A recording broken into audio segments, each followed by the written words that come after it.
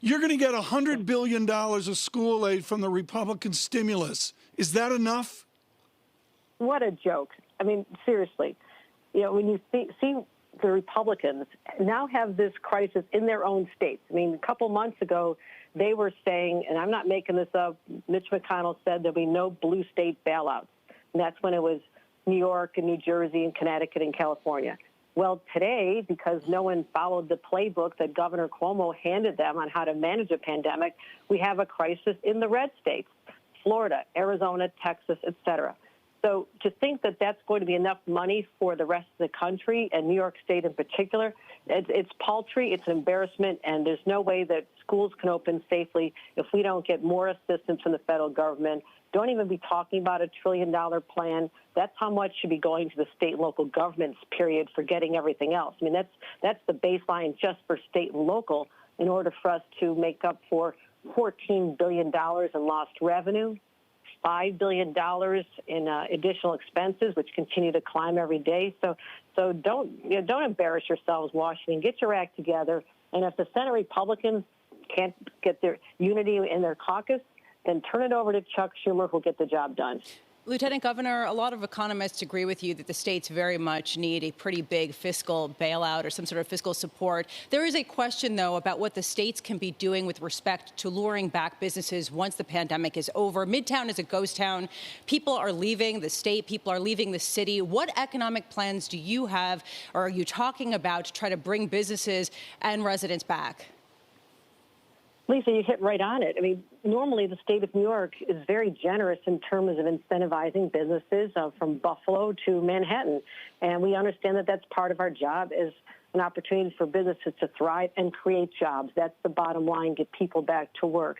If we do not get that assistance from the state, from the federal government, how are we going to continue funding the economic development plans that I oversee as chair of the Regional Economic Development Council? Lieutenant we Governor, need that money. We have to do it. I don't mean to interrupt, but as you well know, there's 12 Republicans upstate in New York who are fighting for their political life. Are Republicans and Democrats in New York State on the same page, or frankly in Arkansas, are they on the same page as saying to the elites in Washington, wake up? I just don't see the calendar immediacy in Washington.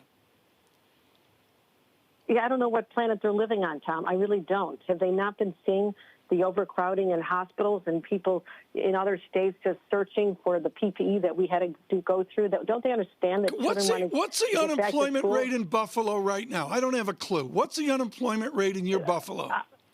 I will tell you statewide it's 16%. Buffalo, it's probably closer to 20%. And for them to say that they're going to cut unemployment insurance, I'm sorry, a year ago in New York State, we had a 4% unemployment rate. Great success of the Cuomo administration, 4%. People were working.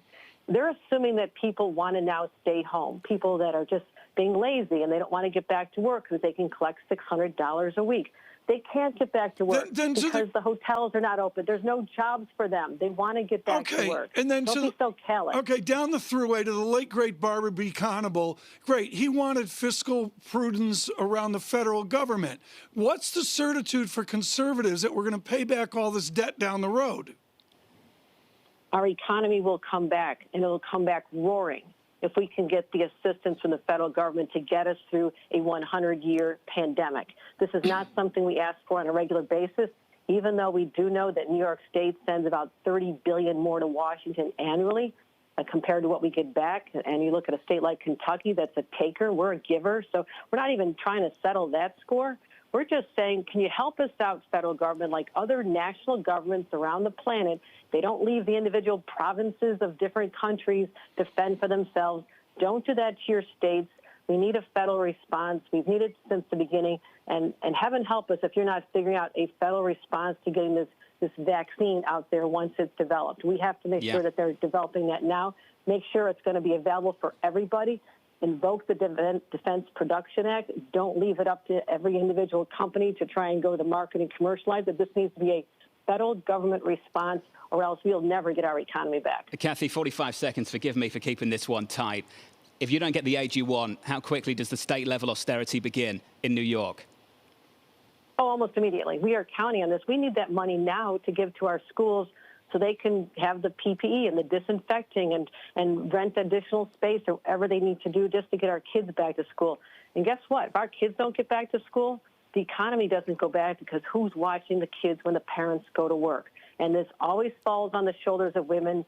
Senator Gillibrand and I toured the state for the last couple of days, going to cities large and small, talking about a child care crisis that is going to hold back our recovery, and federal dollars can assist with that. Well, it's going to start hurting almost immediately.